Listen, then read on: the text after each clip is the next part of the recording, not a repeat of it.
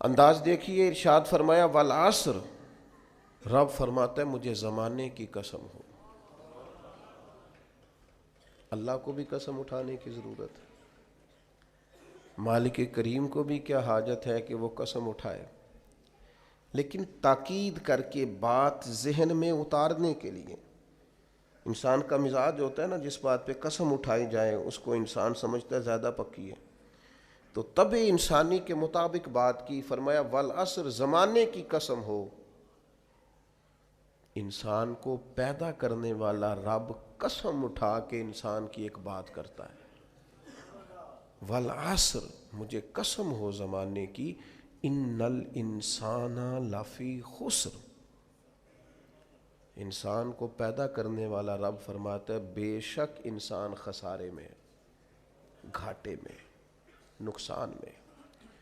لوگ اس کو کہہ رہے ہیں بڑا سیٹ ہے، لوگ کہہ رہے ہیں بڑا کامیاب ہے، یہ بھی کہہ رہا ہے اللہ کا بڑا شکر ہے، لیکن پیدا کرنے والا رب، انسان کو بنانے والا، اس کو جاننے والا رب فرماتا ہے مجھے زمانے کی قسم ہو یہ نقصان میں ہے۔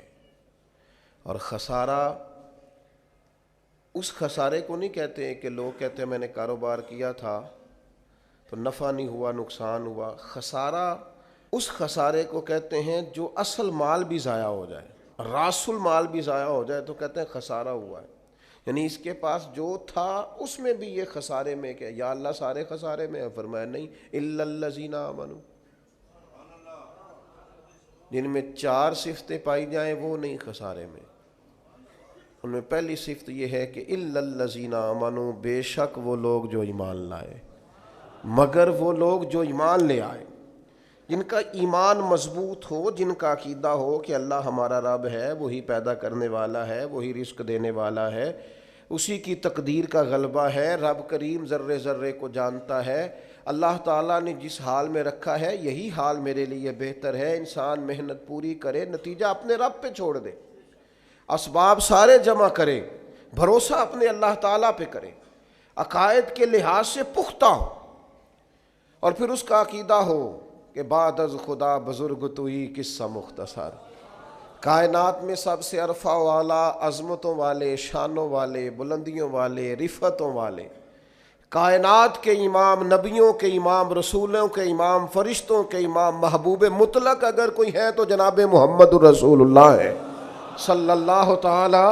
علیہ وسلم۔ سب سے اولا ہو اعلیٰ ہمارا نبی، سب سے بالا ہو اعلیٰ ہمارا نبی، اپنے مولا کا پیارا ہمارا نبی، اور دونوں عالم کا دھولا ہمارا نبی۔ نظریاتی پختگی حاصل ہو، عقائد پختہ ہو، ایمان میں عقائد پوری طرح داخل ہے، عقائد اہل سنت کا پابند ہو بندہ۔ پھر ایک اور بنیادی عقیدہ ہے، اسی ضمن میں سارے عقائد آ جاتے ہیں، فرشتوں پر بھی ایمان ہو، اللہ کے تمام انبیاء پر ایمان ہو، اچھی بری تقدیر پر ایمان ہو، لیکن ایک بنیادی عقیدہ جس کو عقیدہ آخرت کہا جاتا ہے، اس پر انسان کا ایمان ہونا بڑا ہی ضروری ہے۔ اگر آخرت پر ایمان کمزور ہو جائے تو دنیا میں جتنے بھی عمل ہم کرتے ہیں یہ سارے کمزور ہو جائیں۔ یہ جو لوگ ڈپریشن میں، ٹینشن میں، انزائٹی میں چلے جاتے ہیں اور ایک بات بار بار کرتے ہیں کہ میرے ہی ساتھ ایسا کیوں ہوتا ہے، آخر بڑی ہی کوشش کے بعد میں ہی ناکام کیوں رہ گیا، تو انہیں بتایا جائے گا کہ کامیابی پتہ کیا ہے؟ لا یستوی اصحاب النار و اصحاب الجنہ، اصحاب الجنت هم الفائزون، جنتی اور جہنمی برابر نہیں ہیں، کامیاب وہ ہیں جنہیں اللہ تعالیٰ نے اصحاب جنت بنایا ہے۔ جو جنتی ہیں وہ کامیاب ہیں، جس کو اپنی آخرت کے تعلق سے اللہ تعالیٰ نے فکر سلیم دی ہے، راہ ہدایت دی ہے، اعمال حسنہ پر استقامت دی، اور وہ سمجھتا ہے کہ میں محنت اپنی آخرت کو ٹھیک کرنے کے لیے کر رہا ہوں، جد و جہد میری اپنی قبر کے لیے، حشر کے لیے، آخرت کے لیے۔ آخرت پر جس بندے کی توجہ ہے وہ بندہ کامیاب ہے۔ اس لیے دنیا میں اگر دنیاوی طور پر کوئی ناکامی آ بھی جائے تو کوئی اتنی بڑی ناکامی نہیں ہے، اس لیے کہ اصل کامیابی آخرت کی کامیابی۔ تو عقائد مضبوط ہوں، اور پھر عقائد اہل سنت کی پابندی اس کے پاس موجود ہو، نہ رفض کی طرف اس کا رجحان ہو، نہ خارجیت کی طرف اس کا رجحان ہو، اس کے نظریات ستھرے ہوں، اجلے ہوں، خوبصورت ہوں، وہ رسول پاک کی ذات گرامی کی پوری غلامی کرنے والا وہ شخص، تو اس کے نظریات اعلیٰ ہوں۔ تو فرمایا کہ انسان خسارے میں ہے الا الذین آمنوا، مگر وہ لوگ جو ایمان لائے، وعملوا الصالحات، اور جنہوں نے نیک اعمال کیا۔ اور یہاں بات ختم نہیں ہوئی، دو صفتیں اور بھی پیدا کریں۔ یہ دو باتیں ان کی اپنی ذات تک تھیں، آمنوا وعملوا الصالحات، یہ دو باتیں ان کے اپنے لیے تھیں۔ اب وہ سوسائٹی کو کیا دیں؟ دو کام معاشرے کے لیے بھی کریں، وتواصوا بالحق، حق بات کی نصیحت کریں وہ معاشرے میں، خیر کی بات کی نصیحت کریں، وائرل باتیں نہ کریں۔ کہ آج کل یہ موضوع چل رہا ہے تو ذرا میں اس پر بولوں گا تو کچھ ویوز میرے بھی بڑھ جائیں گے، وائرل باتیں نہیں کریں وہ، وتواصوا بالحق، وہ حق بات کی نصیحت کریں، کلمہ حق کہیں اور حکمت کے ساتھ کہیں، ادعو الی سبیل ربک بالحکمہ، دانائی کے ساتھ کہیں، لوگوں کو سمجھانے کی نیت سے کہیں، کلمہ حق ان کی زبان پر آئے۔ اور میرے نبی پاک علیہ السلام نے فرمایا سب سے افضل جہاد ظالم بادشاہ کے سامنے کلمہ حق کہنا ہے۔ آپ حق کے ساتھ کھڑے ہوں، پھر آپ لوگوں کو امر بالمعروف کریں، پھر نہی عن المنکر کہیں، اور وہ بھی بندہ دیکھ کے نہیں۔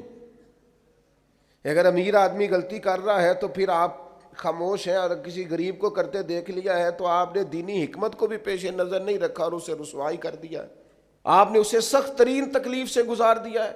حق بات کی نصیحت کریں، اور جو لوگ حق بات کہتے ہیں نا ان پر تکلیف بھی آتی ہے، تکلیف آتی ہی ہمیشہ حق کہنے والوں پر۔ تو چونکہ میدان لگایا ہے، اب حق میں نکلے ہو، اب تم نے سفر شروع کیا ہے تو بھائی پیروں پہ چھالے تو پڑیں گے، سفر کرو گے تو تھکاوٹ تو ہوگی، کوئی رستہ طے کرو گے تو گرد تو پڑے گی، اگر کسی سمت تیز دوڑو گے تو مخالف سمت سے ہوا تو تیز آئے گی۔ اب وہاں گھبرانا نہیں، کمزور نہیں پڑنا، تھکی باتیں نہیں کرنی۔ اب ایسا نہ ہو کہ تم نے معذرت خواہانہ رویہ اختیار کیا، وتواصوا بالحق وتواصوا بالصبر، وہ حق بات کی وصیت کرتے ہیں اور ایک دوسرے کو صبر کی تلقین کرتے ہیں۔ چار صفات پیدا کریں تو خسارے سے بچ سکتے ہیں۔